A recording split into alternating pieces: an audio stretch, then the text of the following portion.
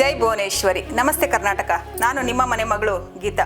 ಗರ್ಜಿಸು ಕನ್ನಡ ವಾಹಿನಿಯಲ್ಲಿ ಇದೇ ಮೊಟ್ಟ ಮೊದಲ ಬಾರಿಗೆ ನಾಡಿನ ಸವಿರುಚಿ ಎಂಬ ಕಾರ್ಯಕ್ರಮವನ್ನು ಆಯೋಜನೆ ಮಾಡ್ತಾ ಇದ್ದೇವೆ. ಅಂದ್ರೆ ಈಗಿನ ಒಂದು ಕಾಲದ ಮಕ್ಕಳು ನಮ್ಮ ಹಳೆಯ ತಿಂಡಿಗಳನ್ನೆಲ್ಲ ಮರಿತಾ ಇದ್ದಾರೆ. ಅಂದ್ರೆ ಎಲ್ಲರೂ ಫಾಸ್ಟ್ ಫುಡ್ಗೆ ಮುಗಿಬಿದ್ದಿದ್ದಾರೆ. ಹಾಗಾಗಿ ನಮ್ಮ 31 ಜಿಲ್ಲೆಗಳಲ್ಲಿ ತನ್ನದೇ ಆದಂತಹ ಖಾದ್ಯಗಳನ್ನ ಹೊಂದಿದೆ. ಆದ್ರೆ ಈಗಿನ ಒಂದು ಕಾಲದ ಮಕ್ಕಳು ಆ ಫಾಸ್ಟ್ ಫುಡ್ಗೆ ಮುಗಿಬಿದ್ದು ಆ ಖಾದ್ಯಗಳನ್ನ ಮರಿತಾ ಇದ್ದಾರೆ. ಹಾಗಾಗಿ ನಾವು ಆ ಹಳ್ಳಿಯ ಖಾದ್ಯಗಳೆಲ್ಲವೂ ನಮ್ಮ ಹಿರಿಯರು ಮಾಡಿದಂತಹ ಖಾದ್ಯಗಳು, ನಮ್ಮ ಅಜ್ಜಿಯ ಕೈ ರುಚಿ ಆಗಿರಬಹುದು, ಇದೆಲ್ಲವನ್ನು ಒಟ್ಟುಗೂಡಿಸಿ ನಾವು ಈಗಿನ ಒಂದು ಜನಾಂಗಕ್ಕೆ ತಲುಪಿಸುವ ಉದ್ದೇಶಕ್ಕೋಸ್ಕರ ನಾವು ನಾಡಿನ ಸವಿರುಚಿ ಕಾರ್ಯಕ್ರಮವನ್ನು ಇದೇ ಮೊದಲ ಬಾರಿಗೆ ಆಯೋಜನೆ ಮಾಡ್ತಾ ಇದ್ದೇವೆ. ವರಮಹಾಲಕ್ಷ್ಮಿ ಹಬ್ಬದ ಪ್ರಯುಕ್ತ ನಮ್ಮ ಗರ್ಜಿಸು ಕನ್ನಡ ವಾಹಿನಿಯಲ್ಲಿ ನಾಡಿನ ಸವಿರುಚಿ ಕಾರ್ಯಕ್ರಮವನ್ನು ಆಯೋಜನೆ ಮಾಡಿದ್ದೇವೆ. ಈ ಕಾರ್ಯಕ್ರಮಕ್ಕೆ ಕೆಆರ್ ಪುರಮಿಂದ ಸರಸ್ವತಿ ಅವರು ಆಗಮಿಸಿದ್ದಾರೆ. ಬನ್ನಿ ಅವ್ರನ್ನ ಸ್ವಾಗತ ಮಾಡೋಣ. ಮೇಡಮ್, ನಮ್ಮ ಕಾರ್ಯಕ್ರಮಕ್ಕೆ ಸ್ವಾಗತ. ನಮಸ್ಕಾರ. ನನಗೆ ಈ ಒಂದು ಕಾರ್ಯಕ್ರಮ ತುಂಬ ಒಂದು ಹೆಮ್ಮೆಯ ಒಂದು ಕನ್ನಡ ನಾಡಿನ ಸವಿರುಚಿ ಅನ್ನೋದು ಒಂದು ನಮಗೆ ಒಂದು ಹೆಮ್ಮೆಯಾಗಿರುವಂತಹ ಚಾನಲ್ ಅಂತಂದ್ರೆ ತುಂಬಾ ಇಷ್ಟಪಡುವಂತಹದ್ದು. ಈ ಒಂದು ಕಾರ್ಯಕ್ರಮದಲ್ಲಿ ನಾನು ಭಾಗಿಯಾಗಿರೋದು ನನಗೆ ಒಂದು ಒಳ್ಳೆಯ ಅವಕಾಶ ಮತ್ತೆ ಸಂತೋಷ. ನಿಮಗೆ ನೈವೇದ್ಯದ್ದು ಇದು ಎಲ್ಲ ತೋರಿಸ್ಕೊಡಕ್ಕೆ ಇಷ್ಟಪಡ್ತೀನಿ. ಮೇಡಮ್, ನೈವೇದ್ಯ ಮಾಡಕ್ಕೆ ಯಾವ್ಯಾವ ಪದಾರ್ಥಗಳು ಬೇಕು? ಆಕ್ಚುಲಿ ಮಹಾಲಕ್ಷ್ಮಿಗೆ ತುಂಬಾ ಪ್ರಿಯವಾಗಿರುವಂತಹ ನೋಡಿ, ಇದರಲ್ಲಿ ನಾನು ಎಲ್ಲ ಐಟಮ್ ಇಲ್ಲಿ ಇಟ್ಟಿದ್ದೀನಿ, ಒಂದೊಂದಾಗಿ ಹೇಳ್ತೀನಿ. ಅದರಲ್ಲಿ ಬಾಳೆಹಣ್ಣು, ನಮ್ದು ಇದೆ ಬಾಳೆಹಣ್ಣು ಈ ಥರದ್ದು ತಗೊಂಡು, ಅಂದ್ರೆ ಏಲಕ್ಕಿ ಬಾಳೆಹಣ್ಣು ಬೇಕು. ಏಲಕ್ಕಿ ಬಾಳೆಹಣ್ಣು ಕಟ್ ಮಾಡಿ ಇಟ್ಕೊಂಡಿದ್ದೀನಿ.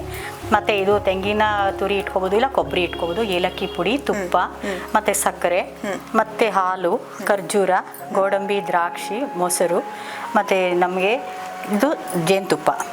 ಈ ಎಲ್ಲ ಪದಾರ್ಥಗಳನ್ನು ಹಾಕಿ ನಾವು ನೈವೇದ್ಯ ಮಾಡಿದಾಗ ಆ ವರಮಹಾಲಕ್ಷ್ಮಿಗೆ ತುಂಬಾ ಪ್ರಿಯವಾಗಿರುವಂತಹ ಈ ಒಂದು ನೈವೇದ್ಯ ಇದು ಪ್ರತಿಯೊಂದನ್ನಲ್ಲೂ ಮಾಡಿದ್ರೆ ದೇವಿಗೆ ಒಂದು ಏನು ಮಿಕ್ಸ್ ಮಾಡಿದ್ರಲ್ಲ, ಏನು ಅದು? ಹೌದು, ಇದಕ್ಕೆ ಕೊಬ್ಬರಿ ಮತ್ತೆ ಹುರುಗಡ್ಲೆ ಯಾಕೆಂದ್ರೆ ಆ ವ್ರತದಲ್ಲಿ ಇದೆಲ್ಲ ಬರುತ್ತೆ.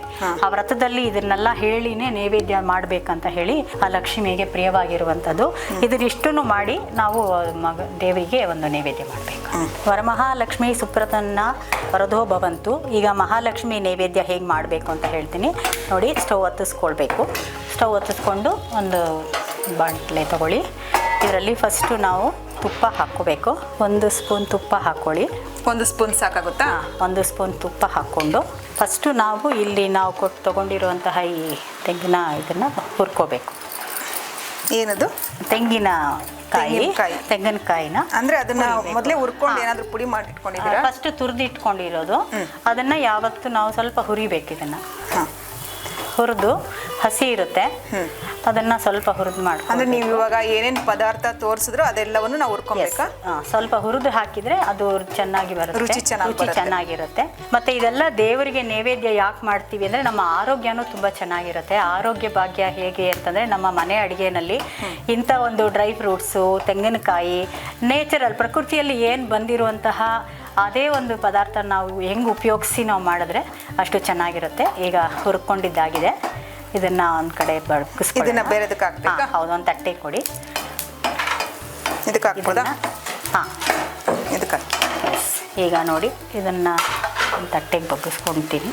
ಈಗ ನಾವು ಬೆಳಗ್ಗೆನೆ ವ್ರತ ಮಾಡ್ಬಿಟ್ಟಿರ್ತೀವಿ, ಸಾಯಂಕಾಲ ಎಲ್ಲ ಸ್ನೇಹಿತರು ಬರ್ತಾರೆ, ಅಷ್ಟರೊಳಗೆ ನಮಗೆ ಅದು ವಾಸನೆ ಮಾಡೋದು ಅದಕ್ಕೆಲ್ಲ ಈ ಥರ ಮಾಡಿಕೊಂಡ್ರೆ ನಮಗೆ ಅದು ಚೆನ್ನಾಗಿರುತ್ತೆ. ಸಾಯಂಕಾಲದವರೆಗೂ ನಾವು ಮತ್ತೆ ಇನ್ನೊಂದ್ಸತಿ ಮಾಡೋದು. ಇನ್ನೊಂದ್ಸತಿ ತುಪ್ಪ ಹಾಕ್ಕೋಬೇಕು. ಇದಕ್ಕೆ ತುಪ್ಪ ಹಾಕ್ಕೊಂಡು ನಮ್ಮ ಈ ಡ್ರೈ ಫ್ರೂಟ್ಸ್ನ ಹುರ್ಕೋಬೇಕು. ನೋಡಿ, ಗೋಡಂಬಿ, ಬಾದಾಮಿ ಮತ್ತು ಗೋಡಂಬಿ ಇದು ಎಲ್ಲನೂ ನಮಗೆ ಪೌಷ್ಟಿಕತೆ ಕೊಡಬೇಕು. ಇದನ್ನ ಎರಡನ್ನು ನಾವು ಹುರಿಬೇಕು. ಇದು ಸ್ವಲ್ಪ ಬ್ರೌನಿಶ್ ಕಲರ್ ಆಗಬೇಕು. ಅಂದರೆ ಸ್ವಲ್ಪ ಸಣ್ಣ ಹುರಿನಲ್ಲಿ ಹುರ್ಕೊಳ್ಬೇಕು. ಅದು ಕ್ರಿಸ್ಪಿ ಬರುತ್ತೆ. ಆ ಕ್ರಿಸ್ಪಿ ಬಂದಾಗ ನಮಗೆ ಅದರ ಜೊತೆ ಸೇರಿ ಮಾಡಿದ್ರೆ ತುಂಬ ಚೆನ್ನಾಗಾಗುತ್ತೆ. ಗೋಡಂಬಿ 2 ಹುರಿದಿದ್ದಾಯಿತು. ಇನ್ನೊಂದು ಸತಿ ತುಪ್ಪ ಹಾಕ್ತಾ ಇದ್ದೀನಿ. ಇದು ನಮ್ಮ ದ್ರಾಕ್ಷಿನ ಹಾಕಿ ಹುರ್ಕೋಬೇಕು.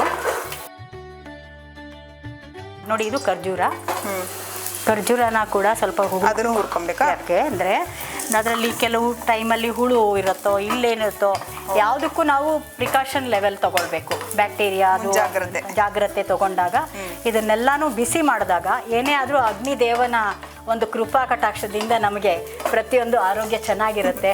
ಸಾಕು ಅನ್ಸುತ್ತಲ್ಲ? ಇದಿಷ್ಟ ಆಯ್ತು. ಈಗ ಸ್ಟವ್ ಆಫ್ ಮಾಡ್ಬಿಡೋದಾ? ಈಗ ಇಷ್ಟೇ ಆಯಿತು. ಈಗ ನೋಡಿ ಇದನ್ನು ಎಲ್ಲ ಒಂದು ಕಡೆ ಹಾಕ್ಕೊಂಡಿದ್ದೀನಿ. ಈಗ ಪ್ರತಿಯೊಂದನ್ನು ಮಿಕ್ಸ್ ಮಾಡ್ಬೋದು. ಈಗ ಬೌಲ್ ಬೇಕು, ಅದರಲ್ಲಿ ಮಿಕ್ಸ್ ಮಾಡ್ಕೊಳ್ಳೋಣ. ನೋಡಿ ಈಗೆಲ್ಲ ಹುರ್ಕೊಂಡಾಗಿದೆ. ಆ ಹುರಿದಿರೋದನ್ನ ನಾನು ಇಲ್ಲಿ ತಗೊಳ್ತಾ ಇದ್ದೀನಿ. ಈಗ ನಾನು ಇದನ್ನು ಎಲ್ಲ ಒಂದು ಬೌಲ್ಗೆ ಹಾಕ್ಕೋಬೇಕು. ಈ ಥರ ಒಂದು ಬೌಲ್ಗೆ ಹಾಕ್ಕೊಳ್ಳಿ. ಪ್ರತಿಯೊಂದನ್ನು ಬೌಲ್ಗೆ ಹಾಕ್ಕೊಂಡ್ಮೇಲೆ ಈ ನಾವು ಏನೇನು ಇಟ್ಕೊಂಡಿದ್ವಿ ಇವಾಗ ನೈವೇದ್ಯಕ್ಕೆ ಮತ್ತೇನೆ ಅದನ್ನೆಲ್ಲ ಇದರಲ್ಲಿ ನಾನು ಡ್ರೈ ಫ್ರೂಟ್ಸ್ ಎಲ್ಲ ಉದ್ದಿರೋದ್ರಿಂದ ತುಂಬ ಚೆನ್ನಾಗಿ ಪರಿಮಳ ಬರುತ್ತೆ. ಮತ್ತು ಇವಾಗ ನಾನು ಬಾಳೆಹಣ್ಣನ್ನು ಕಚ್ಚಿಟ್ಕೊಂಡಿದ್ದೀನಿ. ಇದನ್ನು ಮಿಕ್ಸ್ ಮಾಡಬೇಕು. ಇದಾದಮೇಲೆ ಹಾಲು ನೋಡಿ, ನಾವು ಈ ಒಂದು ನೈವೇದ್ಯದ್ದು ತುಂಬ ಒಂದು ಮಹತ್ವವಾಗಿರುವಂಥದ್ದು ನೋಡಿ, ಏಲಕ್ಕಿ ಪುಡಿ ಹಾಕ್ತಾ ಇದ್ದೀನಿ. ಏಲಕ್ಕಿ ಪುಡಿನ ಹೇಗೆ ಉದುರಿಸ್ಬೇಕು. ಮತ್ತು ಇದಕ್ಕೆ ನಮ್ಮದು ಸಕ್ಕರೆನಲ್ಲಿ ನಾನು ಕಡಲೆ ಬೀಜ ಮತ್ತು ಕೊಬ್ಬರಿ ಇದನ್ನೆರಡನ್ನೂ ಆ್ಯಡ್ ಮಾಡಿದ್ದೀನಿ. ಅದನ್ನು ಕೂಡ ನಾನು ಇದಕ್ಕೆ ಆ್ಯಡ್ ಮಾಡ್ತೀನಿ. ನೋಡಿ ಈಗ ಸಕ್ಕರೆ ಸಮರ್ಪಯಾಮಿ ಅಂದರೆ ಸಕ್ಕರೆ ನಾನು ಹಾಕಾಯಿತು. ನೆಕ್ಸ್ಟು ಬಂದ್ಬಿಟ್ಟು ಮಧುಪರ್ಕ ಅಂದರೆ ಜೇನುತುಪ್ಪ. ನಾವು ಸಂಸ್ಕೃತದಲ್ಲಿ ಮಧುಪರ್ಕ ಅಂತ ಹೇಳ್ತೀವಿ. ಜೇನುತುಪ್ಪ ತುಂಬ ಪ್ರಿಯೆ ದೇವಿಗೆ ಅಂತೂ. ಮಧುಪರ್ಕ ಅಂತ ಹೇಳಿದ್ರೆ ದೇವಿಗೆ ಮತ್ತು ಒಂದು ಬಾಳೆಹಣ್ಣಲ್ಲಿ ಇದನ್ನೆಲ್ಲ ಅದ್ಬಿಟ್ಟು ನಾವು ಒಂದು ವಿಳ್ಯದಲ್ಲಿ ಬಲಗಡೆ ಇಡಬೇಕು. ಇದು ವ್ರತದಲ್ಲಿ ಬರುತ್ತೆ. ಮತ್ತು ಮಹಾನೈವೇದ್ಯ ಅಂತ ಹೇಳಿ ನಾವು ಅನ್ನದ ವಿಧಾನಗಳು ಮಾಡ್ತೀವಿ. ಇದರಲ್ಲಿ ಈ ಮಧುಪರ್ಕನ ಇದ್ದರೆ ತುಂಬ ಒಳ್ಳೆಯ, ನಿಮಗೆಲ್ಲ ಜೇನುತುಪ್ಪದ ಬಗ್ಗೆ ತುಂಬ ಜನಕ್ಕೆಲ್ಲ ಚೆನ್ನಾಗಿ ಗೊತ್ತಿದೆ. ಇದರಲ್ಲಿ ನ್ಯೂಟ್ರಿಷನ್ ಇದೆ. ಮತ್ತು ನಮಗೆ ಸಿಹಿ ಪದಾರ್ಥದಲ್ಲಿ ನಂಬರ್ 1 ಅಂತ ಹೇಳೋಕ್ಕೆ ಇಷ್ಟಪಡ್ತೀನಿ. ನೋಡಿ ಇದನ್ನೆಲ್ಲ ಮಿಕ್ಸ್ ಮಾಡಿ ಈಗ ನಾನು ರೆಡಿ ಆಯಿತು. ಈ ಒಂದು ನೈವೇದ್ಯನ ಮಾಡಿದಾಗ ಇದು ಪಂಚವಿಧ ಸಪ್ತವಿಧ ಅಂತ ಯಾವುದು ನಾವು ಎಷ್ಟು ಬೇಕಾದರೂ 9 ನವವಿಧಾನೂ ಮಾಡ್ಬೋದು, ಪಂಚವಿಧ ಮಾಡ್ಬೋದು ಮತ್ತು ಸಪ್ತವಿಧ ಮಾಡ್ಬೋದು.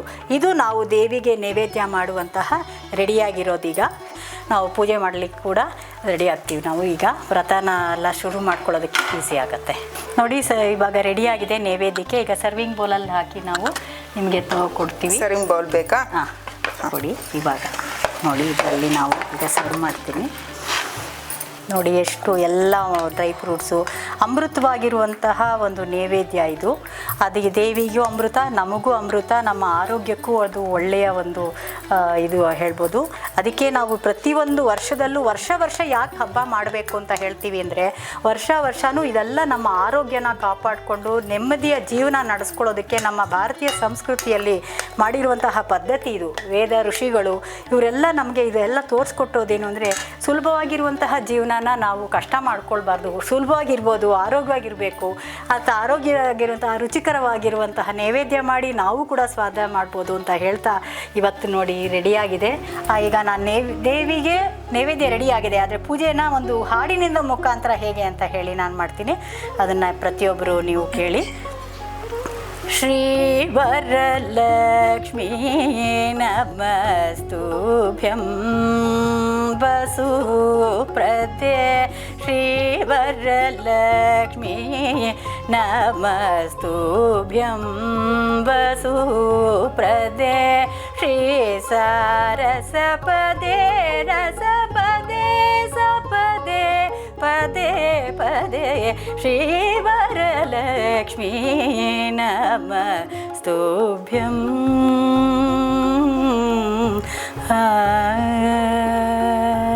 ಭಾವಕ ಜನಕ ಪ್ರಾಣವಲ್ಲಭೆ ಸುವರ್ಣಾಂಬೆ ಭಾನುಕೋಟಿ ಸಮಾನ ಪ್ರಭೆ ಭಕ್ತ ಸುಲಭೆ ಸೇವಕ ಜನಪಾಲಿನಿ ಶ್ರುತ ಪಂಕಜ ಮಾಲಿನಿ ಕೇವಲ ಗುಣಶಾಲಿನಿ ಕೇಶವ ಹೃತ್ಕೇಲಿನಿ. ಶ್ರೀವರಲಕ್ಷ್ಮೀ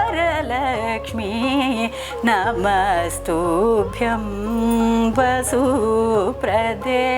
ಶ್ರೀ ಸಾರಸಪದೇ ರಸಪದೇ ಸಪದೇ ಪದೇ ಪದೇ.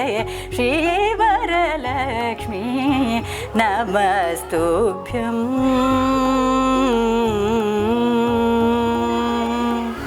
ಇವತ್ತು ಇವತ್ತು ಒಂದು ವರಮಹಾಲಕ್ಷ್ಮಿ ಹಬ್ಬಕ್ಕೆ ಒಂದು ಕಳೆ ಬಂತು. ಅಷ್ಟು ಸುಂದರವಾಗಿ ಅದ್ಭುತವಾಗಿ ಆಡಿದಿರ ನೋಡಿ.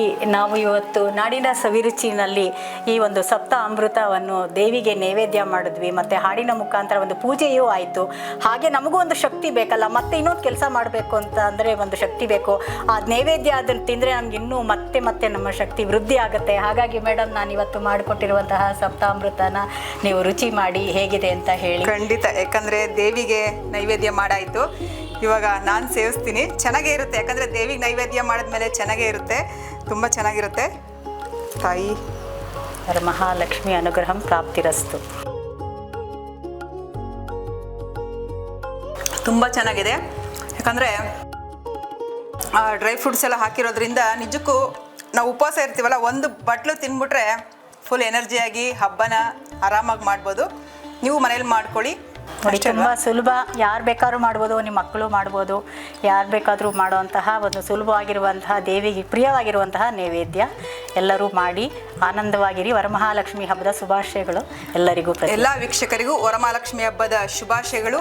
ವರಮಹಾಲಕ್ಷ್ಮಿ ಹಬ್ಬದ ಪ್ರಯುಕ್ತ ನಮ್ಮ ಗರ್ಜಿಸು ಕನ್ನಡ ವಾಹಿನಿಯಲ್ಲಿ ಮೊಟ್ಟ ಮೊದಲನೇ ಬಾರಿಗೆ ನಾಡಿನ ಸವಿರುಚಿಯಲ್ಲಿ ಇವತ್ತು ಸಪ್ತಾಮೃತ ವರಮಹಾಲಕ್ಷ್ಮಿ ಹಬ್ಬಕ್ಕೆ ಮಾಡಿದ್ದೀವಿ. ನಿಜಕ್ಕೂ ತುಂಬ ಚೆನ್ನಾಗಿದೆ.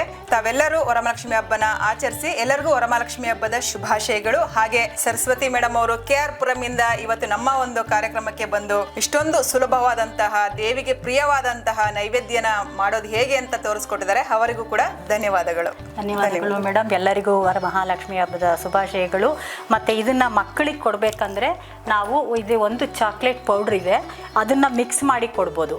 ಅದನ್ನು ಕೂಡ ಇದರಲ್ಲೂ ನ್ಯೂಟ್ರಿಷನ್ ಅಂದರೆ ಮಕ್ಕಳಿಗೆ ಎನರ್ಜಿ ಬರುತ್ತೆ. ಅವ್ರಿಗೆ ಇಷ್ಟವಾಗಿರುವಂತಹ ಚಾಕ್ಲೇಟ್ ಕೊಡೋ ಬದಲು ಈ ಪುಡಿನ ಇದಕ್ಕೆ ಮಿಕ್ಸ್ ಮಾಡಿಕೊಟ್ರೆ ಸಾಕು, ಅವ್ರಿಗೆ ಆ ಚಾಕ್ಲೇಟ್ ಒಂದು ಇಷ್ಟಪಡ್ತಾರೆ. ಅದನ್ನು ಕೂಡ ನಾವು ಮಾಡ್ಬೋದು. ಮಕ್ಕಳಿಗೆ ಇಷ್ಟವಾಗಿರುವಂಥ ನೈವೇದ್ಯ ಅಂದರೆ ಅವರು ಯಾರೂ ತಿಂದೇ ಇರೋದಿಲ್ಲ, ಎಲ್ಲರೂ ತಿಂತಾರೆ. ಯಾಕಂದ್ರೆ ಮಕ್ಕಳಿಗೆ ಚಾಕ್ಲೇಟ್ ಅಂದರೆ ಇಷ್ಟ. ಈ ಚಾಕ್ಲೇಟ್ ಫ್ಲೇವರ್ ಅದಕ್ಕೆ ಮಿಕ್ಸ್ ಮಾಡಿಕೊಟ್ರೆ ಬಹಳ ಬೇಗ ಇಷ್ಟಪಟ್ಟು ಖುಷಿಪಟ್ಟು ತಿಂತಾರೆ ಅಂತ ಹೇಳ್ತಾ ಇದ್ದಾರೆ. ಇದು ಆಯುರ್ವೇದದು. ಆ್ಯಕ್ಚುಲಿ ಹೊರಗಡೆಯಿಂದ ನಾವು ಮಾಡೋದಿಲ್ಲ. ಈ ಆಯುರ್ವೇದ ಅದು ನಮ್ಮ ಅದು ಚಾಕ್ಲೇಟ್ ಪೌಡರು. ಇದನ್ನು ಮಿಕ್ಸ್ ಮಾಡಿದ್ರೆ ಮಕ್ಕಳಿಗೆ ಮೆಮೊರಿ ಪವರ್ ಜಾಸ್ತಿ ಆಗುತ್ತೆ, ಬ್ರೈನ್ನಲ್ಲಿ ಮೆಮೊರಿ ಪವರ್ ಜಾಸ್ತಿ ಆಗುತ್ತೆ. ಓದೋ ಮಕ್ಕಳಿಗೆ ಕೊಟ್ಟರೆ ಮತ್ತು ಇಂತಹ ಒಂದು ನೈವೇದ್ಯದ ಒಂದು ಬ್ರೇಕ್ಫಾಸ್ಟ್ ಕೊಟ್ಟರೆ ಕೂಡ ಅವರು ಒಂದು ಪುಷ್ಟಿಯಾಗಿರ್ತಾರೆ ಮತ್ತು ಒಳ್ಳೆಯ ನ್ಯೂಟ್ರಿಷನ್ನು ಮಕ್ಕಳಿಗೆ ಸಿಗುತ್ತೆ. ಯಾಕೆಂದರೆ ಬೆಳೆಯೋ ಮಕ್ಕಳಿಗೆ ಒಳ್ಳೆಯ ನಮ್ಮ ಪೌಷ್ಟಿಕತೆ ಕೊಡಬೇಕು. ಹಾಗಾಗಿ ಇದನ್ನು ಕೂಡ ನಾವು ಒಂದು ಸುಲಭದ ಒಂದು ಸ್ಮಾರ್ಟ್ ವರ್ಕ್ ಎಲ್ಲ ತಾಯಂದಿರಿಗೂ ನಾನು ತೋರಿಸ್ಕೊಡ್ತೀನಿ.